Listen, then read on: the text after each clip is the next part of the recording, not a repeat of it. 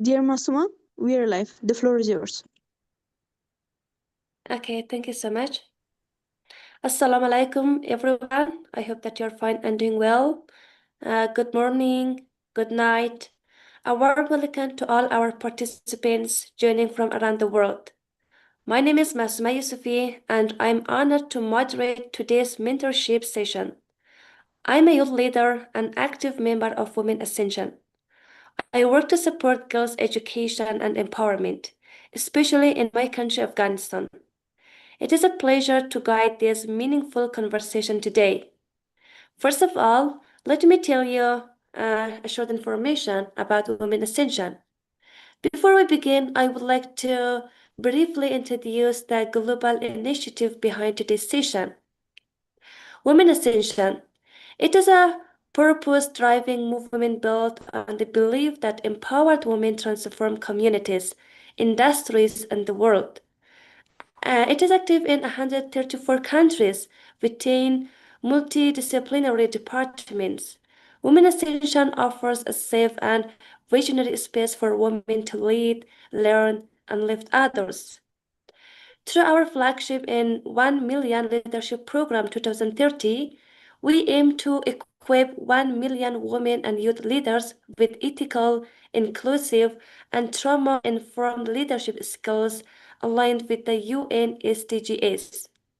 This program provides the tools, courage, and wisdom to serve with integrity and impact.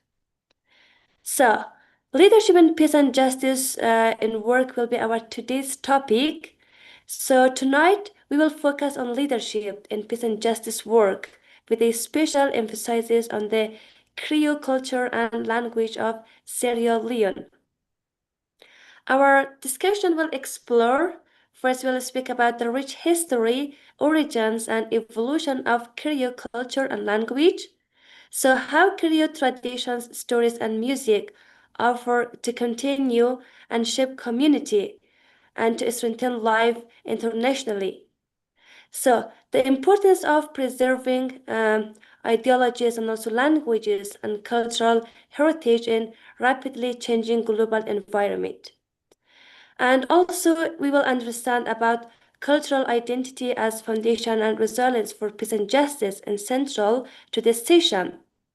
I really appreciate and preserve heritage strengthens to communities and in order to inspire future leaders. Then, at Women Ascension, mentorship is not merely guidance, it is shared transformation.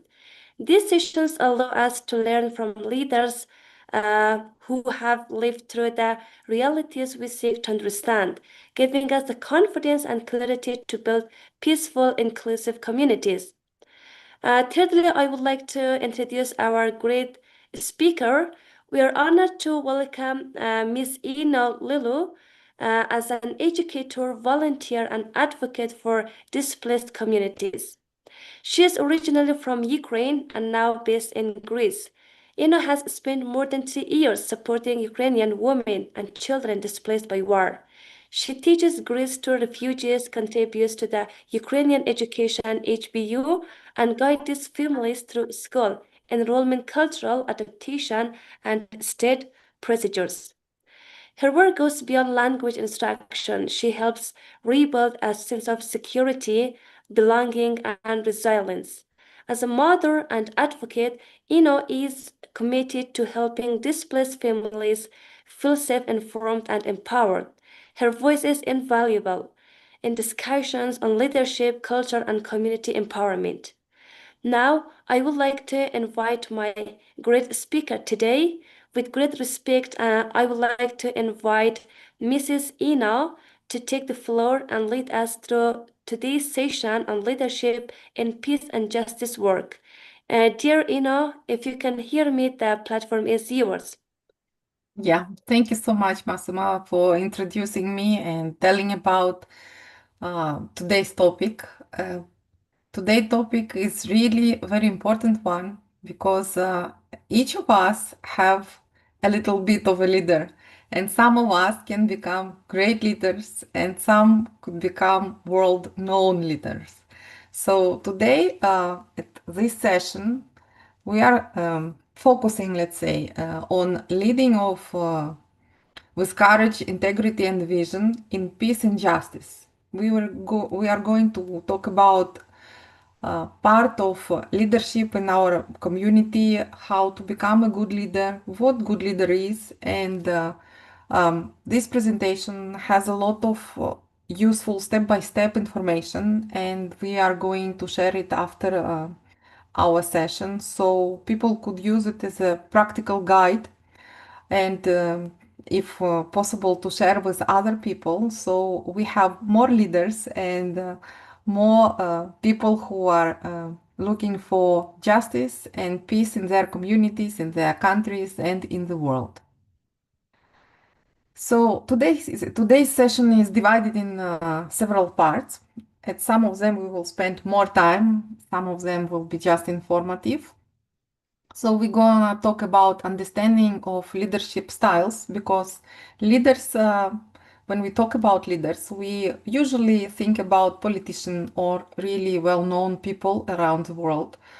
And leadership is not only there, it's actually everywhere. And we can use different styles and qualities to understand that this type of leadership would be good for me, some other type would be good for somebody else, and choose something that is close to our heart and use it to lead people in their lives in our society. Then it's very important to remember about ethics in decision making, because leaders do take a lot of decisions, and we must remember that the decisions must be ethical, because we have a lot of unethical people around, and especially in high position.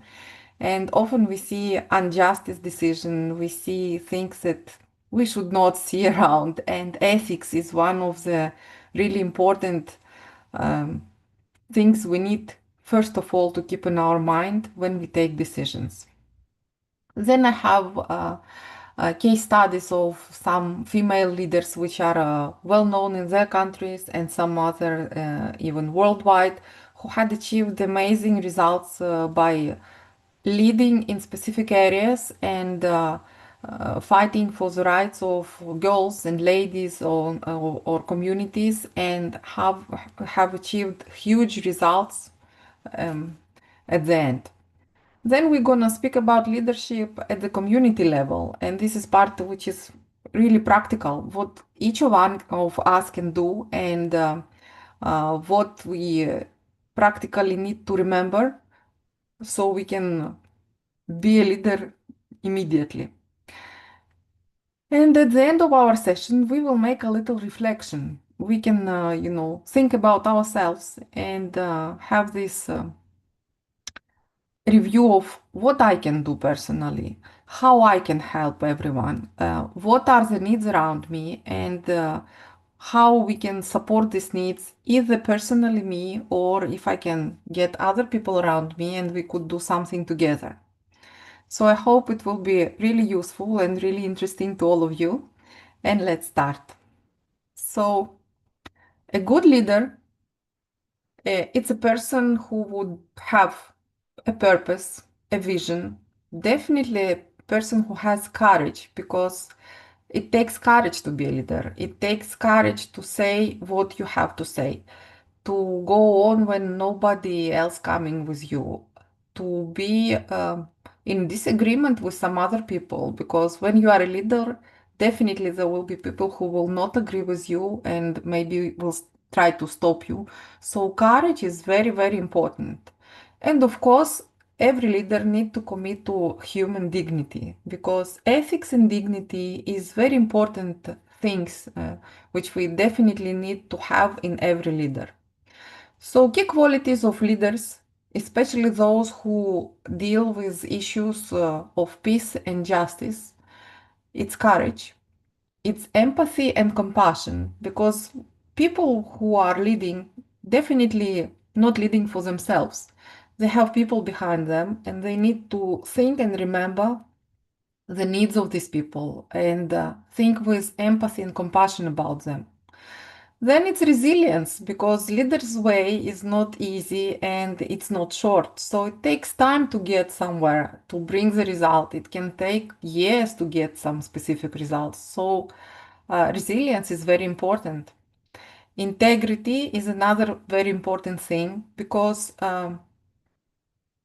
you need to remember your purpose and to go step by step towards it.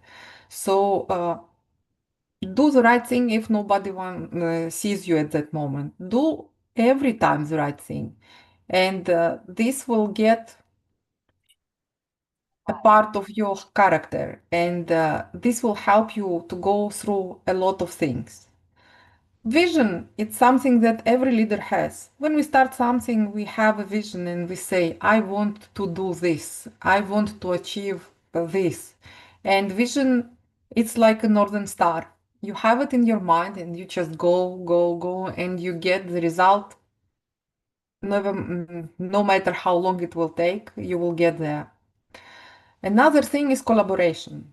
And it's really important because you cannot be leader on your own. You definitely need people that come together with you. And if you want to achieve results, especially in peace and justice parts, you will need to work with others. And collaboration will have to support this way. Collaboration can bring a lot of people who have the same vision together. Collaboration can support you financially, practically, make the result which you've been looking for like 10 times bigger and impact more people in a better way and bring big changes in what you want to do. So, what are the leadership styles? As I said, we usually have some people in mind and we say, okay, in order to be leader, I need to be like, I don't know, Nelson Mandela, like Martin Luther King, like any other people which you may have in mind as a great leader. And immediately we remember that these people had big movements, had a lot of people following them, and we are like, who I am and how I can get to this level, and I can never achieve the result. But we need to understand that we are all different and there are different styles, and we can adopt what is closer to our heart and behave in this way and still be leading specific people, specific group of people who would follow what we do and how we feel and will be close to us. So I suggest we review some leadership styles which help us peace building. So first one is transformational leadership. These people inspire others to imagine new futures. Um, like Martin Luther King. He was imagining, as he said in his famous speech, I have a dream. He came with a dream where everyone is equal and everybody is happy. So these people are visionaries. They have an imagination and they say, I believe we need to do this. And a lot of people will come together with them because they have the same idea, the same dream. This imagination will gather these people. So this leader can easily move people from conflict towards hope, from a problem towards the solution. It will take time. Every time we get something in mind and we say we want to achieve that, it can take definitely a lot of time. But when you know what you want and where you go, it's much easier to achieve the result.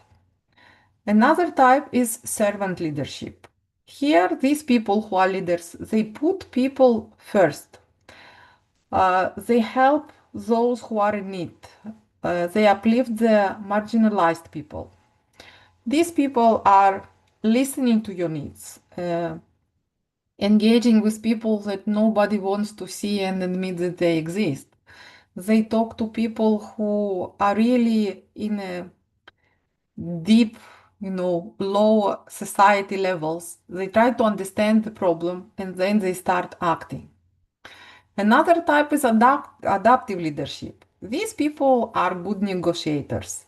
They can see the situation and adapt to what's going on. They see the changes and they understand easily and fast how they need to change the process so they can get to the necessary result as fast as possible. The way these people act, they are asking the questions, they learn some information, then they experiment with the situations and options, and then they come to some specific results. The other two are democratic, which they engage with people, with communities. What they do, they ask people like, we vote, we come to discussions, and then we come all together to some specific solutions. They ask the nations, people in the countries or in the communities, what are your opinions and what would you want to do? And then they decide all together what's going on and what they're gonna do as a final result. And this type of leader believes that everyone has the voice worth of hearing, and they give you the opportunity to come with your ideas, to speak up, and to uh, include as many people as possible and come with a common solution which will be accepted with majority. Common rooted leadership. This one is rooted within the community. The leader, usually it's a person who understands the culture, the history, common realities in this area, language difficulties or similarities, everything what has to do with the community itself.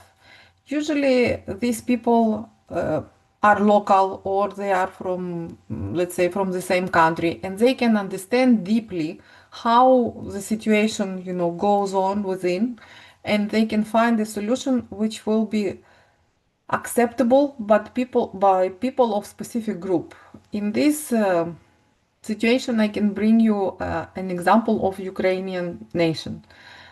Ukrainians are very independent people, but they are very quiet one. So they are not well known worldwide. And before this Russian invasion, nobody practically could distinguish Ukrainians from Russians or from Soviet Union, let's say, part.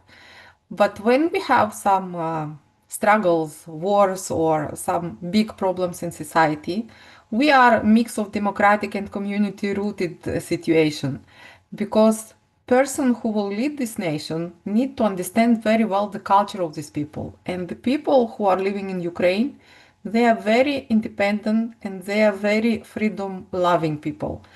And in order to solve now this war situation and to come to an agreement with Russia, which is, they are trying to do it with help of United States. The problem is that people who are trying to settle this peace agreement, let's say, do not understand the culture of Ukrainian people. And Ukrainian president knows the culture very well. So he comes to this agreement and discussions with common rooted understanding of his nation, of his people, of their culture, and of what these people will accept and what they will not accept. And that's why we cannot come to agreement, because whatever is suggested by now with any kind of this peace documents and suggestions cannot be accepted by the society in Ukraine, and he knows it very well.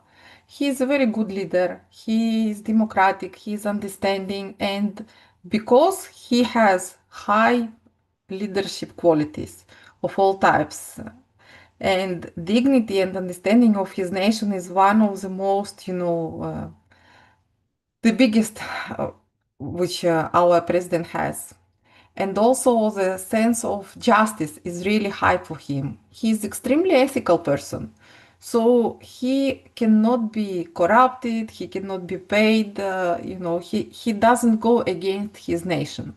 And this is a bright example of community-rooted leadership, because he knows his people so much and so well, and he is one of them, that he is always protecting them and trying to find a solution and get to a peace agreement, but he cannot allow that his people will be treated unjust, unethical, and such leader will be always highly appreciated and loved by his people because he will bring the greatest possible result.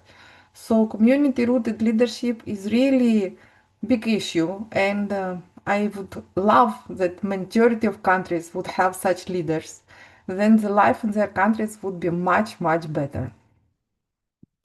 So, as you see, these five types of leadership are very different between them, and that they could be applied in different situations with different people and different conditions. So, when we are talking about small community, we could use community-rooted leaders strategy. If we are talking about big cities where we want to solve situation with, for example, homeless people or some districts which have high crime or some problematic situation, we need to go to previous type where we have servant leadership, adaptive leadership, where you can understand, what is the situation, how to solve it, what we can do, what is the best.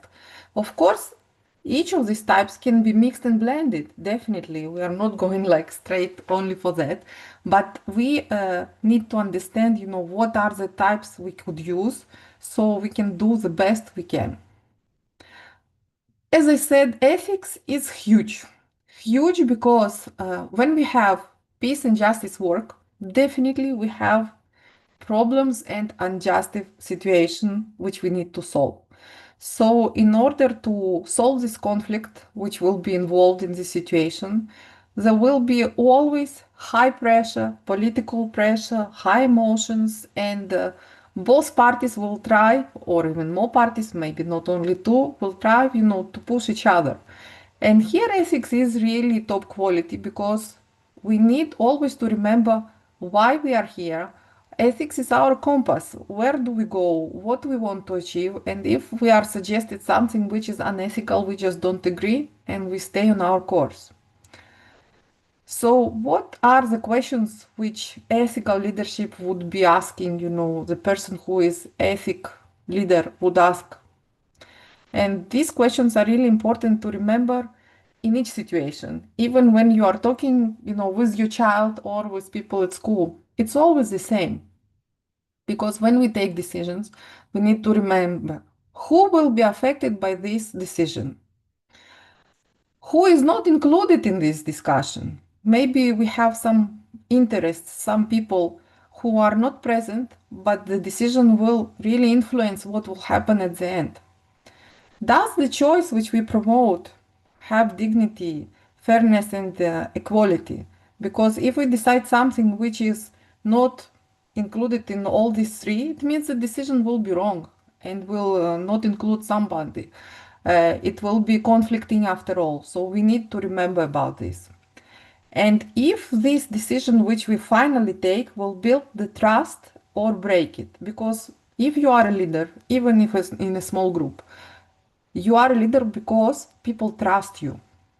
You cannot come and announce yourself leader. Leader is the person who has the trust of people. They believe in what he says or does, and they come with him or her because they trust them. So every time we take a decision and we review it, we need to be ethical because our decision will influence if people will continue believing in us and trust us, or will say that this person it was a wrong choice because they didn't take right path. The decision they took it was unethical, so we cannot trust in them because next time they will do the same or maybe in worst. So it's very important to remember about ethics when we discuss any question and take any decision. So when we have, to decide, we test our values because it's always, pressure and pushing. So in these cases, we always need to remember that we decide between what is convenient and what is principle. We need to remember about people who don't have their voice here in discussion or generally, and we represent them, and we need to stand up for them as well. we need to always be transparent because we know in every country the system wants silence and they don't want things to be transparent. So transparency is really very important aspect here. And of course, the injustice should not be included in any of our decisions. We need to be really clear of what we want, and justice is really important in this. And even if it will cost to a leader or to a politician or to a person who is, let's say, leader in specific society, they need to choose between their position and final decision. And even if it costs the position, the right thing is to take the right decision. So ethical leadership is not a perfection. It's actually accountability for the leader because when people know that no matter what, this person will do the right thing, they will support this person no matter what. Here are some cases of women who were in this area of leading peace and justice movements. As I will share this presentation, you can take a look. There are some really great ladies who achieved amazing results in their countries, in their communities. And you can read about them and see what amazing things they have done and achieved. So now we come to a practical part. We are talking here about practical steps of leadership in small communities because, as I said, it's not only people who are worldwide known. Each of us are a little bit of leader. An elder child is a leader for his younger brothers and sisters. A parent is a leader for a child. A teacher is a leader for the class. Um, Elderly in society, they are the leaders for their society, a small community, because they have the wisdom, they have seen a lot of things in their lives, they can come with a wiser and greater decisions or options. So we have leaders everywhere and we are leaders by ourselves. So when we live in a small communities, what we can do to promote leadership and to start it. So every community needs leaders. And leadership actually takes, a small decision like I will do a little action. This action will grow with time, and you will see that this action can become a movement. It can help a lot of people. And at some point, you will realize that you are a big leader of a big community that started with a small step. Such example is myself. When the war started and people came to Greece, we started a language learning group in Facebook just to support people who were coming and knowing nothing in Greek. And now this group is over 3,000 people. There were a lot of teachers and educators between the ladies who came to Greece trying to find a solution, temporary staying here because of the war. And these people united and we created a Ukrainian educational hub, and now we host plenty of programs there. And we support families who live here, women, children. We educate them. We have grants who help. With these grants, we have different programs, and we teach these kids, we support ladies, we do a lot of activities. We do cultural festivals, we produce, traditional Ukrainian stuff and we sell for money and then we help our army in Ukraine. So the activities which you could do as a leader could be endless, it's just inspiration. But the first step is your decision. I want to do something. I want to support someone. Even sometimes you don't have in mind, like, I want to be leader. You just think about, I want to do something. And this is a little spark which will bring the leadership flame to life.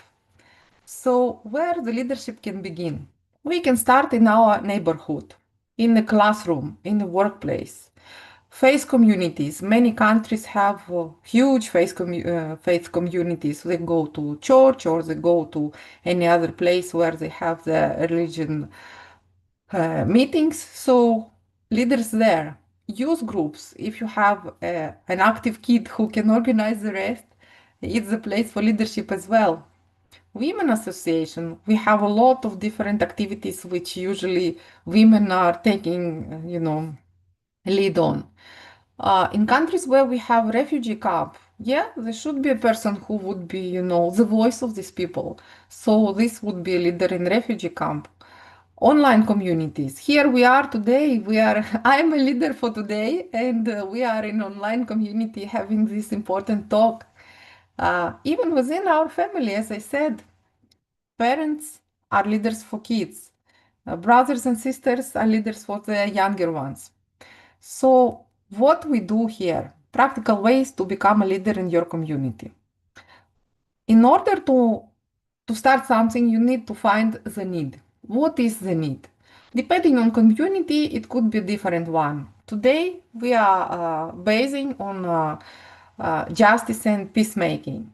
Uh, Masoma, when she introduced today's session, she said about culture and language, which is also very important. When we are talking about communities which are displaced, we need to remember that they need to preserve their language, they need to preserve their culture in a different country.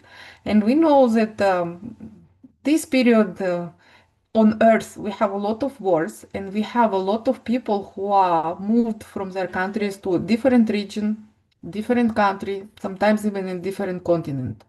So these people definitely need to remember about their cultural and language issues, and they need to get to communities to organize themselves, to find someone to be their leader, to keep this, to make the holiday events, to teach the language in Sunday schools, to find the ways to get together and to lead their communities of the same nationality people, to remember their roots. And if these people at some point of time will return to their country, they will not feel like a lost leaf. They will be a part of this nation which just temporarily were somewhere else and now returned home.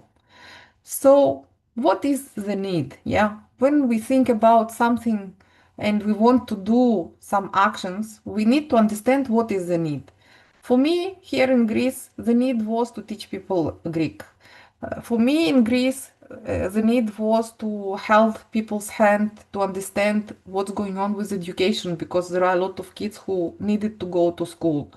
Uh, it was to give people more information about this country, about the way Greeks live, the State Department work. So for me, it was need to help people who came to explain how they can live in this area.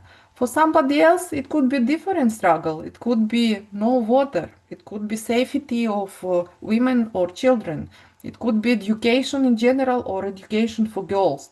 For somebody, could be inclusion. For some other, could be bullying.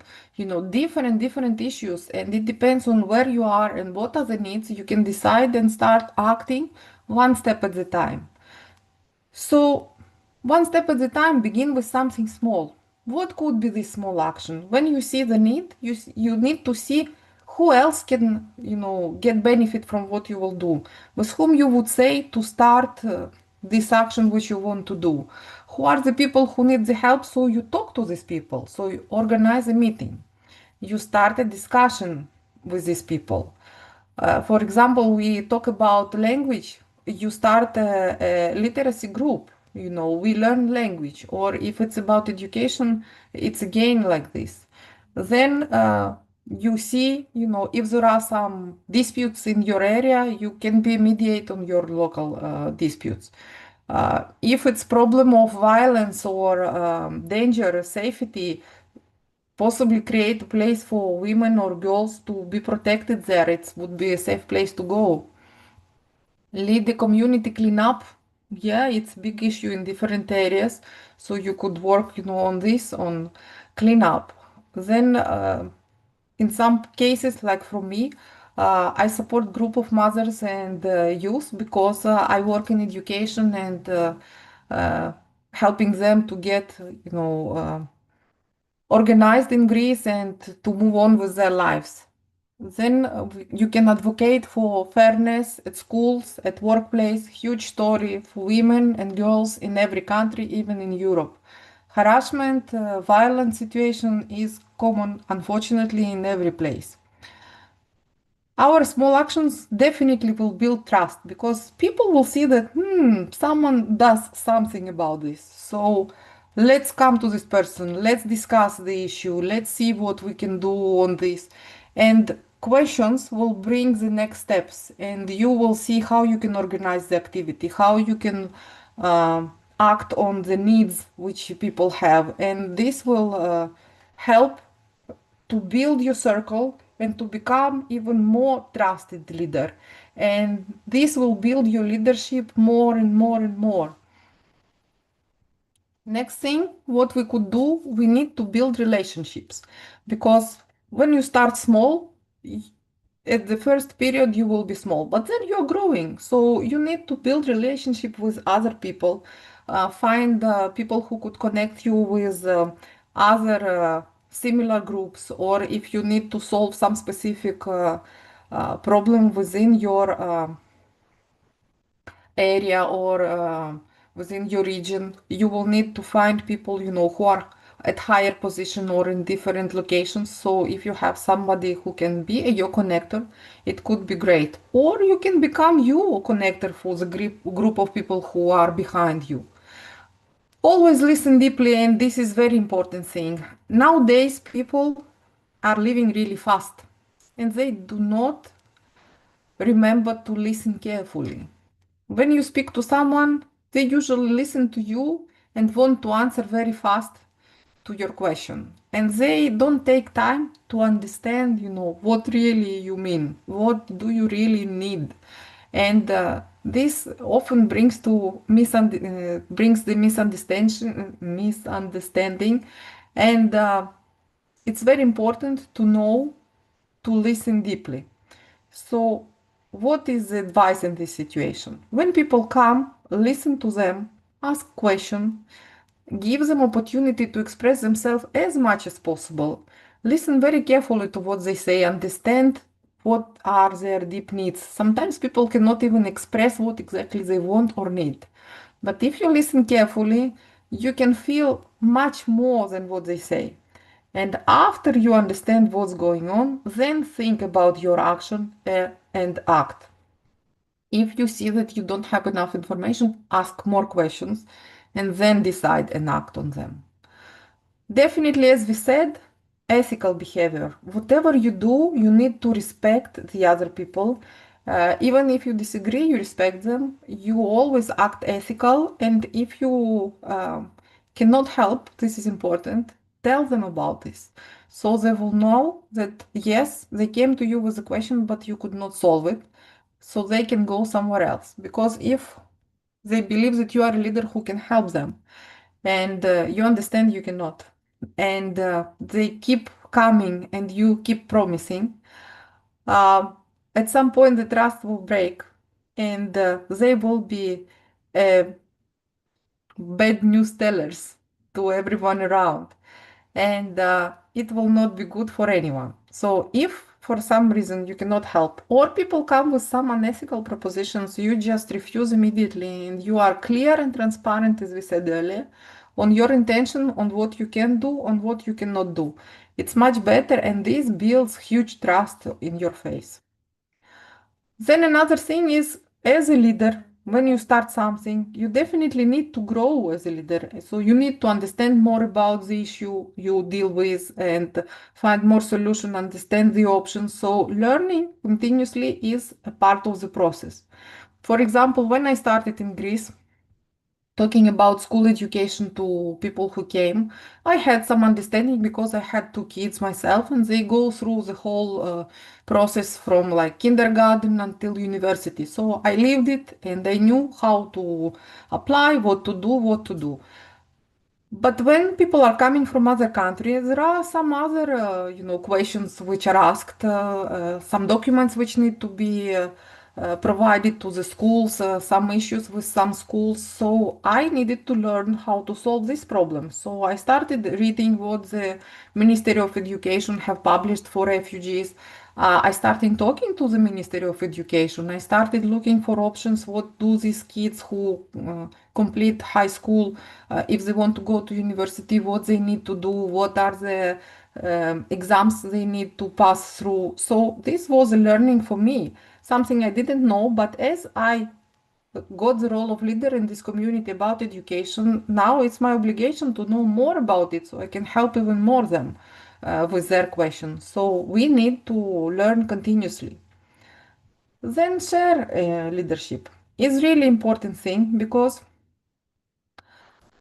leaders are leaders, and we have in our mind that this is people who need to tell us how to move on. But good leader, as a good teacher, do not monopolize the session, and the place of the leader. A good leader engages, with everyone, and teaches people what to do, shares the things that need to be done. So everybody is included and they go together as a united multiple group of people. The leadership is not one person game. It's like one person who shows the way to the rest, but the rest is following, and if the leader is not leading anymore, the rest still can move. And if I may, like a very little fast example, there was a big company who wanted to see, how their management is doing. And because they had offices in different cities, they did a really great thing. They got the leaders, like top managers and the middle level managers, and they take them for a week on a cruise. And their teams had to work by themselves without leadership, and the people who would say what you need to do and what you don't. And it was really a great example how they could examine how good leaders were the top position people. Because in some offices were doing great. In some others, they were doing in the middle. And some other had very bad performance. So what company realized is that the offices were had very top performing situation. It means that people who were leaders in these groups were very good. So they could be promoted to a higher position because they taught people to work so well that they could work very well without a leader near them. The groups where leaders were in the middle, the performance was in the middle.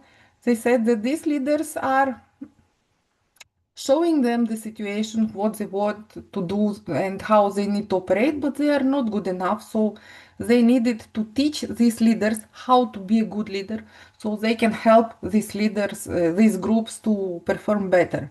And to those whose people could not perform well at all, it showed that these people monopolized the leadership position and they wouldn't allow the rest of the group to perform good or to grow. And these people were moved to other positions because they were not good leaders. So the role of good leader is to work with everyone, to allow everyone to express and to help and to be like a big community. And in such situations, this community will achieve great results. And of course, leaders need to be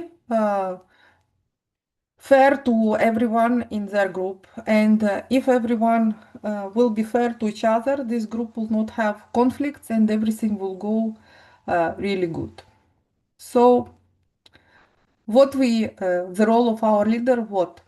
To protect vulnerable categories, to be a mediator if there is a conflict, to try to be as fast as possible mediator to settle down the differences. If we have education involved, to have the access to education and to resources, for example, kids in villages which are far away from big cities with little access to education. Countries where girls are not allowed to go to school, do something through online, bring books to homes, teach them at home if you can. Do little step, it's better than nothing. So do whatever you can. Empower the youth, of course, in any way, in any possible option. Help young people to believe that they can achieve things, that they are the future and they are capable. And if young people will believe in it, they will do their best when they grow to adults. Unity across differences, big issue, which is practically everywhere. People of different races, of different nationalities, of different levels, all this includes the unity because we have so many differences that we need to remember about unity independently of how we are. Safe place for women and for children, very important. In every place where there is danger and unsafe environment, we need to know how we can make these places. Either we build something or state builds something where people could feel safer, or some shelters. For example, in some European countries, you can go to monastery and they will help you. So we have some shelters where they accommodate women and children if they are hiding from violent husbands, for example. So it depends on the country, but definitely safety is a big, important question which need to be solved on a state level. Promote mental wellness. Of course, mental wellness is a big issue now because especially kids spend a lot of time on mobile phones and they have so much different information, which mental health is a big issue generally. They believe, the kids, they believe in a lot of stories they hear online. They have they have low self understanding, and it brings to a lot of mental issues now. So try to spend and activate, especially kids, to spend time with books, to be on nature, to be far away from screen, and doing something. This will increase, understanding of the world around and bring their mental wellness to the right place. Of course, address local violence if possible. I know that a lot of places it's absolutely impossible to address it, but in case it's possible in your areas, in your places, in your communities, try to address it in any way. So practical leadership is not that dramatic as we believe it is. It's you and me and everyone around us. And we can build, the leadership by consistency, kindness, and courage, which come from small moments, from little steps, which we take every day. This is reflection. This is what I will leave for you to read afterwards. These are the questions how each of us can practically think about what I can do. Where is my part? Where I am the best expressed? What I could do and where I can start? Like where I can speak up, whom I can support, how I can lead. For me, what I can do to begin, something that will help you, me, people around to get more justice around us, to get to feel better, to get together, to do one action which will help me and you to become better leaders and help people around us. So, my friends, we are talking about leadership, and we say that leader need every time to choose empathy over anger. We need to defend people with dignity and to stand for them. And remember about dignity and ethical situations always. We need to act in integrity, and if we do this, we are leaders already. And we need to understand that world needs our vision because many times people think that who am I? I'm a small person who will listen to me. But everyone who became big leader once were like beginner with just a vision who came to other people and said, look, I have this vision. Would you like to follow me or let's do something together? And this brought to movements and changes. So being a leader takes courage, need voice, need wisdom of each person and people around, and this can make tremendous changes in people around and in our life. So I believe that we need to rise together to rethink and reflect of what we do on a daily basis and to become leaders that will make a better place, the world where we live, that will build a more peaceful and compassionate world. And this can be achieved very simply. One action, one step at a time, one person who starts doing something, and all together we will make great changes. So thank you very much. I hope it was not just informative, but will lead to reflecting on what you can do. and that you will see through the presentation after we complete the session, and make this reflection on how you can become a better leader and share it with people who are the leaders, and maybe it will help them a little bit more to be even better leaders. Thank you, everyone. Thank you so much, dear Ina. It was really powerful and really uh, meaningful for all the participants. I really enjoyed listening to your speech and everything. Now we are in Q&A session, so we have some questions and we would like to hear your answers to the questions. The first question is it more important for a leader to be popular or effective, and why? Definitely effective. Effective is by far important by popular, because popular will change with time. You do one wrong thing and your popularity goes down, and that's it. You are not a leader anymore. But when you talk about effectiveness, it means that the actions which you will take will bring results, will influence a lot of people, and will change people's lives. And if we are talking about good leader, these changes will be justice and for better. So people will appreciate the results, will continue follow you, and will support you in what you do. So effectiveness is by far, number one thing. Okay, thank you so much. So let's go to the second question. The second question is that can you explain two different situations which highlight the role of listening positively? Yeah, okay.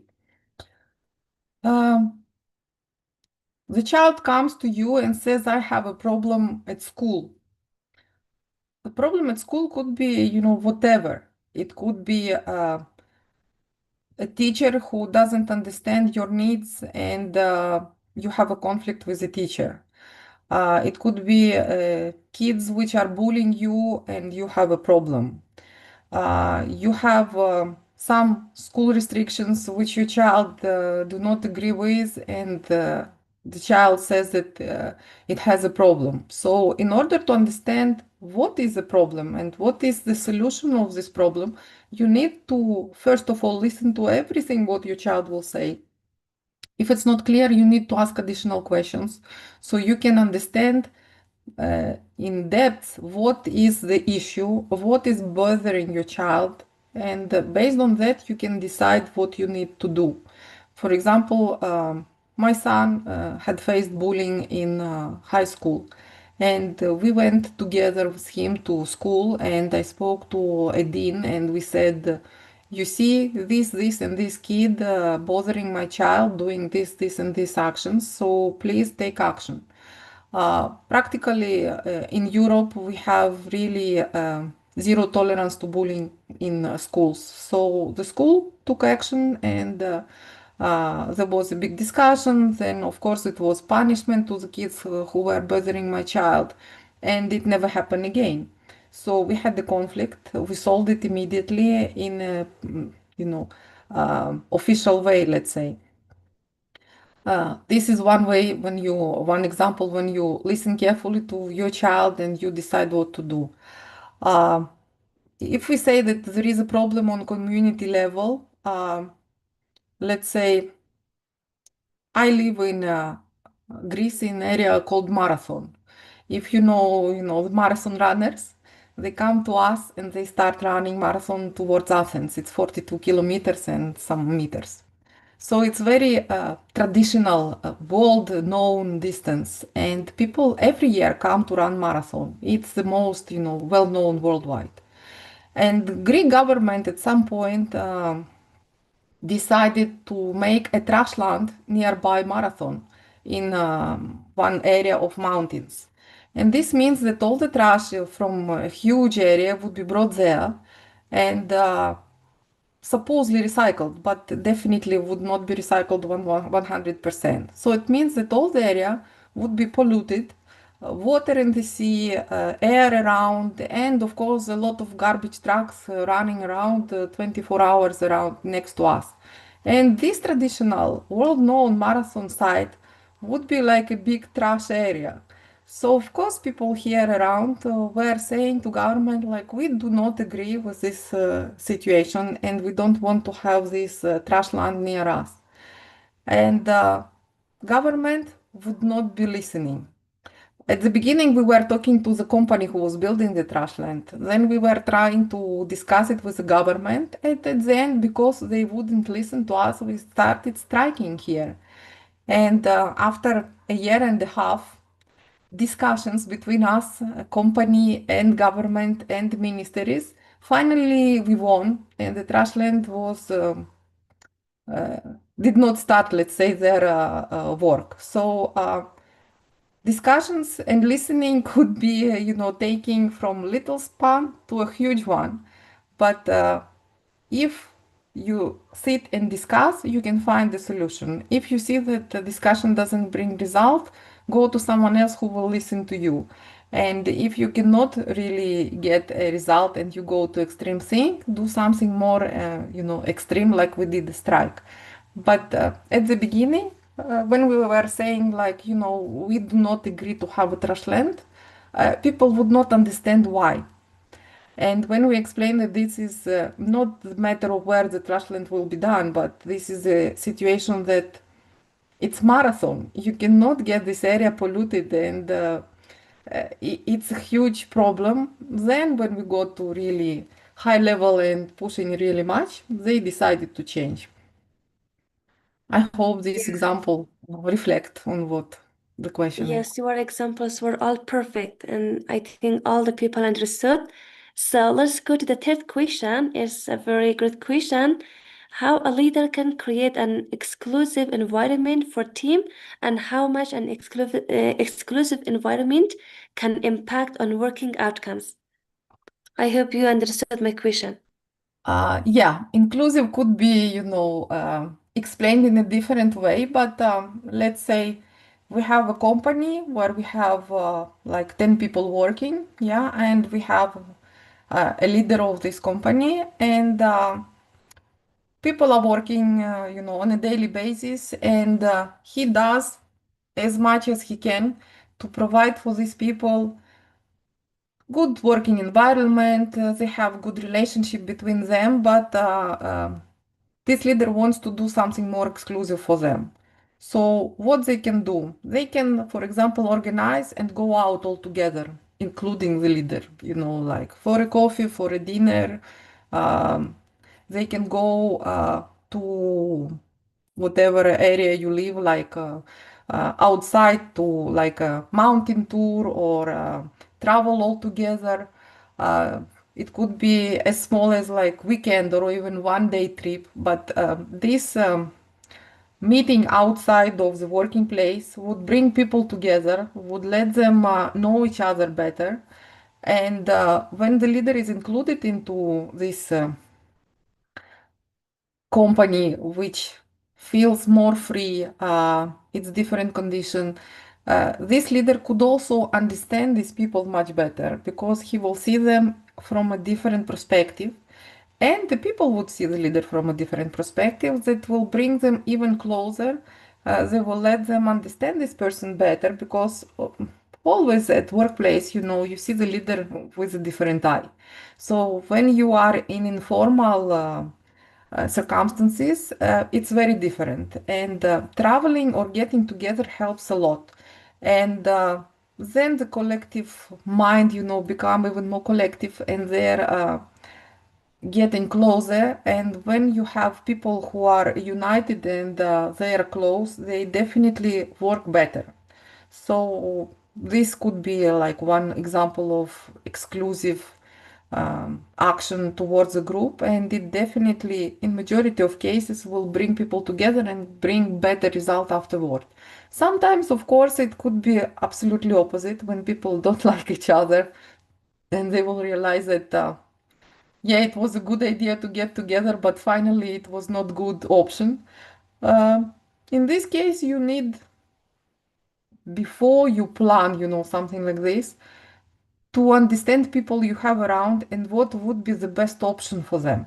Because, for example, if you work in with a group of young people, they can travel, they can walk, they would like to go out.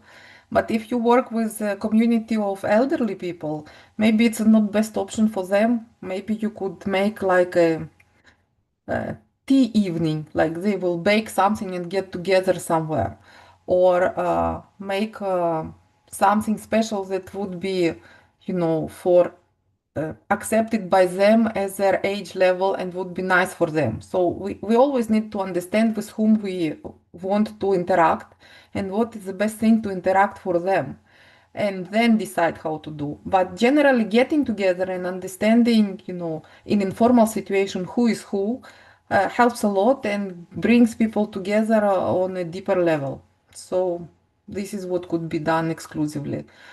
Sometimes people like corporate gifts and stuff like this is done, but it doesn't bring people together. And sometimes, if the gifts are not the same, it even creates conflict. So getting together is the best. Yes, definitely. And the last question, I think this is the last question. So it says that how important is it for a leader to respect differences and what impact does this have on building effective teams and exclusive environment? Well, differences, it's something that we always need to understand and to act properly because it's always very important to see who are the people around you, especially if you live in countries where they are international, a lot of people from different countries and from different cultures, or you are working in a place where you have people from different countries, the difference could be really like night and day, and they can react to the same things in a very different ways. So, if you are a leader in a community which is having a lot of different people, it's your obligation, I would say, to learn a little bit more about culture and traditions of people who are around, so you can have better understanding and prevent conflicts. Because if you know what's going on, you can set specific rules, what is allowed and what is not allowed, so everyone is on the same page and uh, will prevent any misunderstandings or bad situations, especially about religion or the way people dress or the way people eat. For example, if we have Muslims and they have Ramadan and they don't eat whole day, and some other people like eating in the afternoon, and they say like, come on, go with us to lunch break and don't be like this, and why you don't you join.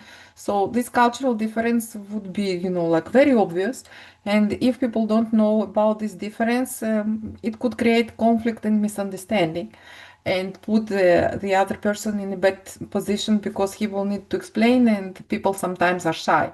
So leader need to understand and analyze with what people he has to interact, and create a condition which would be nice for everyone, and set the rules. Rules are clear, I would say, clear understanding what is allowed and what is not, especially in corporate environments, helps a lot because you understand what you can do and you just, act within these limits. And this keeps ethics, transparency, dignity on the top level.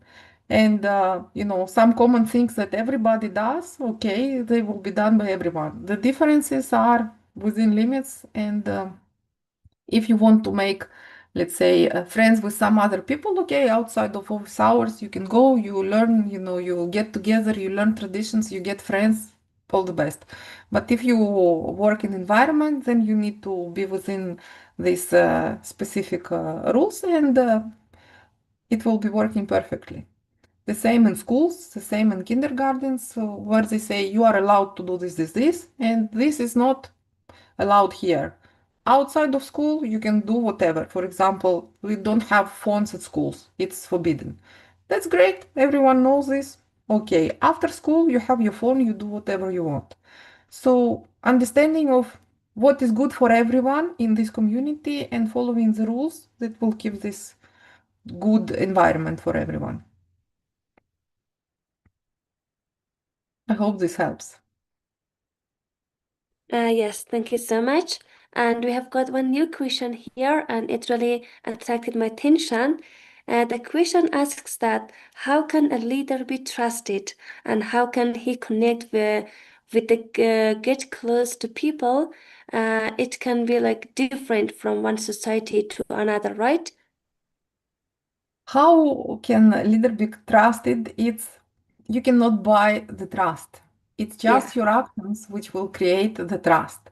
So if you say you want to do, for example, a meeting and you do not show up, people will never trust you again. If you say I will do a meeting, but something happened and you will inform everyone who was going to come and say, excuse me, this and this happens, we move this meeting to the other time and day, people will understand, will trust you internally because they understand that you care, you are responsible, you remember to inform them, and they are coming the new date and you make the meeting. Then you had this meeting, you got some decisions on this meeting, you start acting and you are doing whatever you said, you keep your word, you move on based on what you said you would do. This one by one action will build trust. Every time you say something, you do it.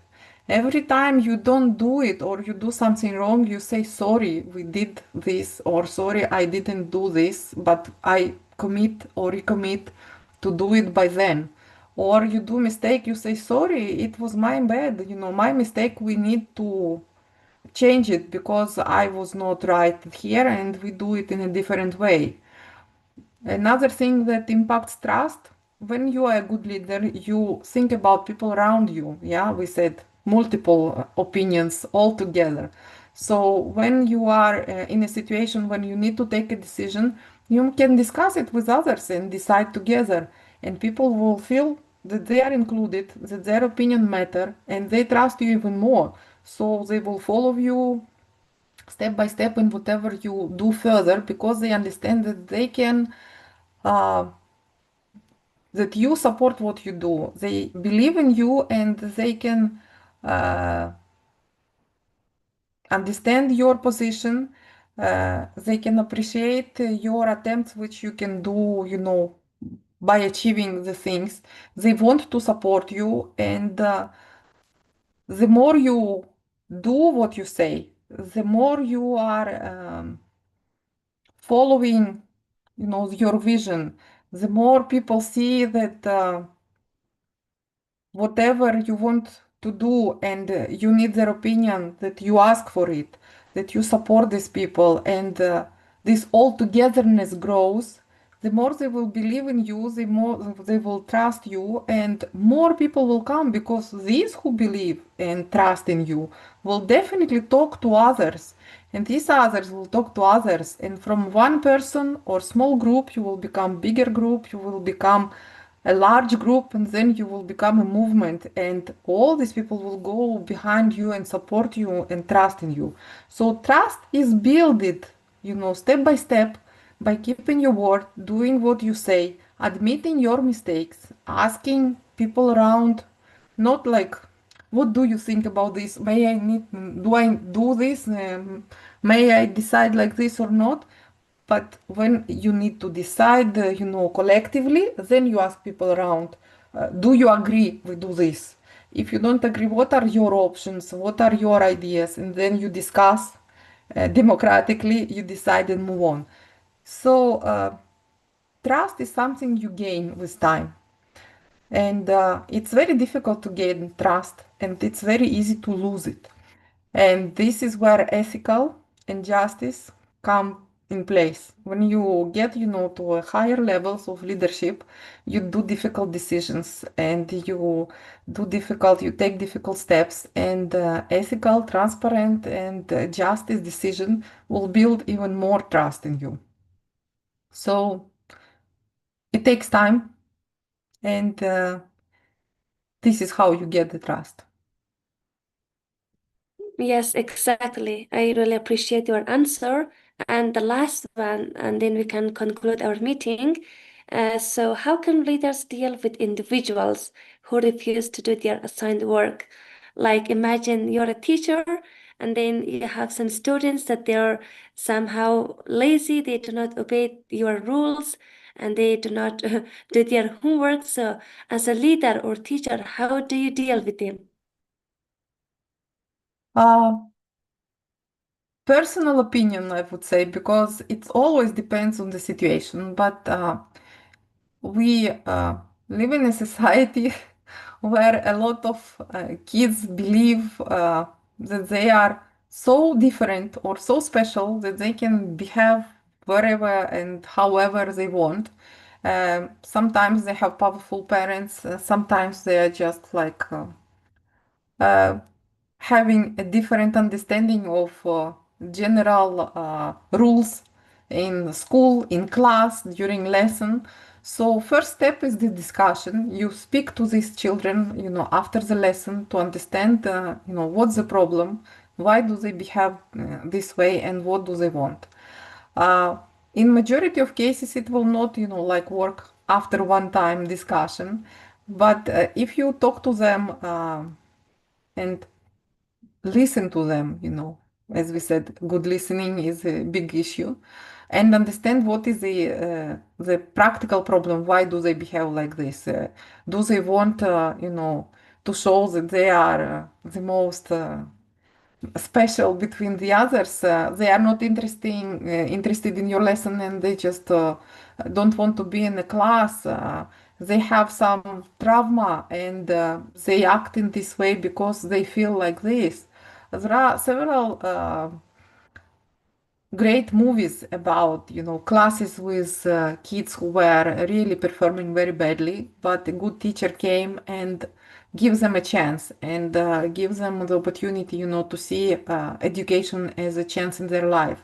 And some of them are real stories about classes which were from very low bottom levels got to universities. So it's of course up to the teacher how close he wants to get to the problem and if he or she wants to solve it. But the first step is discussion with the child. Second step is discussion with other colleagues. Third step is discussion with his parents if there are parents who can come, or caregivers, whoever is responsible for this child. And understanding, the deep uh, core reasons why this person is behaving this way. Uh, the solutions depends on the situation. If it's a child who just want to make, noisy stuff during your lesson, okay, the solution could be letting this child out and continuing your lesson with the rest of the class. Sometimes these kids need just help, so you can give them the help outside of the lesson so they can keep up with the rest of the program later after some period of time. In some cases, they want to be moved to a different class. They don't want, to be at your class because they don't like you, whatever. So this could be an option, moving the child to a different class where they would love to be. So it always depends on the situation. But first step is listening, understanding why the child behaves this way and what practically triggers this behavior. So based on that, then you see how you can solve, if you can solve the issue.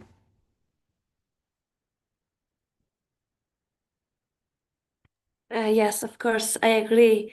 So thank you so much. I really enjoyed your answer, and it really works for me personally. Thank you, dear Ina. I really appreciate your hardworking, your time, and thank you so much for sharing your proven insights and experience today. Your work reminds us that leadership, cultural preservation, and justice begin with understanding, compassion, and also action. And also to our dear audience, thank you for your engagement and your thoughtful participation. Just let us continue empowering one another and building communities grow just grounded in empathy and also peace. This marks the end of our today's mentorship session, and I would like everybody to stay inspired and stay focused, connected, and continue leading with purpose. Again, thank you everyone. I would like to conclude our tonight's session with just one sentence. As our professor said, the sentence is that a true leader is someone who helps others grow and guides the way toward the better future. And yeah, it was all about our tonight's session. I hope everybody enjoyed and learned something. And thank you so much. Take care. Goodbye, everybody. Thank you. Goodbye. Goodbye. Ms. Tahmina, if you have anything to share, you can share. If you don't have, we can end the meeting. No, my dear Masuma, thank you so much. Thank you so much, Miss Anna, for today's session. We really enjoy it. Thank you so much, everyone. Thank you, everyone. Thank you. We are Thank you happy so for much. that. Goodbye. Thank you. Goodbye. Please have a good night. Bye-bye. Bye-bye.